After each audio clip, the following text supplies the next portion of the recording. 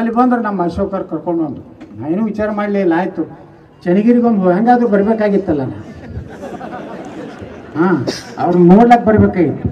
ಈಗಾದ್ರೂ 3-4 ದಿವಸ ನೋಡಿ ಭಯಂಕರ ತಳಮಳ. ಯಾವುದೋ CPR ಫೋನ್ ಮಾಡಿದ್ದು ರೆಕಾರ್ಡ್ ಹಾಕಿದ್ರು ನನಗೆ. ಏನು ಎತ್ತಾಳ ಬರ್ತಾರತ್ತಲ್ಲ, ಯಾವ ಬರ್ತಾರೆ ಬರಲಿಕ್ಕಿಲ್ಲ ಅವರು. ನಾನು ಯಾರು ಯಡಿಯೂರಪ್ಪಗೆ ಅಂಜಲಿ ನಿನಗೆ ಅನ್ಸುತ್ತೀನ ರಗಡ ನಾನು ಸಿಗಿಸ್ಬೇಕಂತ ಎಲ್ಲಾದ್ರಾಗ ಸಿಗಿಸ್ಬೇಕು. ನೋಡ್ರಿ, ನನ್ನ ರಾಜಕಾರಣ ನಾನು ಯಡಿಯೂರಪ್ಪನವ್ರ ಜೋಡ 94ರಿಂದ ಮಾಡೀನಿ. 40 ML ಇದ್ದಾಗೂ ನಾನು MLA ಇದ್ದೆ. ನಾನು ಸೀನಿಯಾರಿಟಿ ನೋಡಿದ್ರೆ ನಾನೇ ಮುಖ್ಯಮಂತ್ರಿ ಕರ್ನಾಟಕ ಫಸ್ಟ್ ಆಗ್ಬೇಕಾಗಿತ್ತು. ನಾನು ತುಳಿದು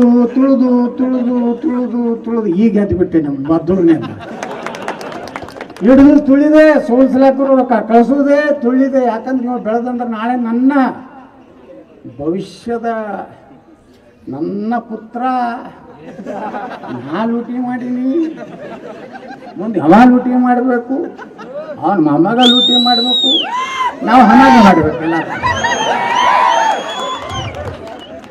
ಇವ್ರು ಏನಾಗ್ಬಿಟ್ಟದ ಅಂತ ನೋಡ್ರಿ. ಒಂದು ದಿವಸ ಹಿಂದುತ್ವ ಬಗ್ಗೆ ಮಾತಾಡ್ತಾರ? ಹಿಂದುತ್ವ ಮಾತಾಡೋದಿಲ್ಲ ಅವರು, ಬೇರೆನೇ ಮಾತಾಡ್ತಾರೆ. ಬರೇ ಇವತ್ತೇನಾಗ್ಬಿಟ್ಟದ, ಶಿವಮೊಗ್ಗ ದಾವಣಗೆರೆ ಒಂದಾಗಿ ಮತ್ತೊಬ್ರು ಯಾರು ಆಸೆ ಬರಬಾರ್ದು. ಪಾಪ ನಮ್ಮ ಸಿದ್ದೇಶನ ಸೋಲ್ಸಿದ್ರ ಎದಕ್ಕೆ? ನಾ ಸಿದ್ದೇಶಣ್ಣ ನನಗೆ ಬೈತಿದ್ದ ಅವಾಗ, ಏಯ್ ನೀವು ಸುಮ್ಕೊಂಡ್ರಯ್ಯ, ನೀನು ಏನು ಸುಮ್ಮನೆ ನಮ್ಮ ಯಡಿಯೂರಪ್ಪಗೆ ಬೈತಿ ಹಾಗೆ ನಾನವ ಸುಮ್ಕೊಂಡ್ರೆ ಸಿದ್ದೇಶಣ್ಣ. ಆದ್ರೆ ನಮ್ಮ ರವೀಂದ್ರಣ್ಣ ತಪ್ಪ ಅದಾರಲ್ಲ, ಅವ ಖರೆ ಕಾಣಿಸೋಣ. ರವೀಂದ್ರಣ್ಣ ನನಗೆ ಹೇಳ್ತಿದ್ದ, ಏಯ್ ಯತ್ನಾಳು ನೀವು ಲೀಡ್ರ್ ಏನು ಭಾಳ ಬದ್ಮಾಸ ನಾನು ತುಂಬಿಕೊಂಡ್ರು. ಅವ ರವೀಂದ್ರ ಅವನು ಖಡಕ್ ಯಾವಾಗಲೂ ಎಕ್ದಮ್ ಸೀದಾ ಸಾದಾ ಮನುಷ್ಯ. ಯಾಕಂದ್ರೆ 94ರಿಂದ ನಾವು ರಾಜಕಾರಣದಾಗ ಇದ್ದೀವಿ.